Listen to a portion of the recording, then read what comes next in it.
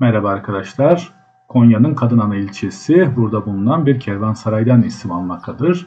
Raziye Hatun Kervansarayı olarak da bilinen Kadın Hanı, Anadolu Selçuklularının yaptırdığı yapıların içinde en önemli olanlardan bir tanesi. Kervansaraylarda insanların ve hayvanların ihtiyacını karşılayacak olan kişiler, meslek grupları bulunmakta ve bunlardan 3 gün boyunca ücret dahi alınmamaktaydı.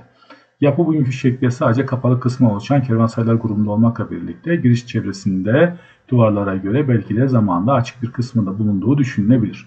Duvar örgüsünde bol miktarda devşirme antik malzeme vardır. Yani daha önceki zamanlarda kullanılmış olan taşlarda yapıda kullanılmış. Yapının kapalı kısmında cepheden öne doğru taşıdan taş bir kapıdan girilir. İç mekana doğru düzenlenerek ortadaki ve daha geniş yüksek olan 3 sahana bölünür. Üstü örtülü beşik tonosudur. Yapının dışa kapalılığı oldukça vurgulanmış. İç kısım ise her bir sahanın arka duvarındaki yer alan birer mazgal pencereyle aydınlatılmıştır. Ne yazık ki kapısı kilitli vaziyette olduğundan içini gezmek mümkün değildir. Kervansaray'ın inşa kitabesi kapalı kısma geçit veren girişin kemer alımında bulunur ve buna göre 1223 yılında Mahmut kızı Raziye Hatun tarafından yaptırılmıştır.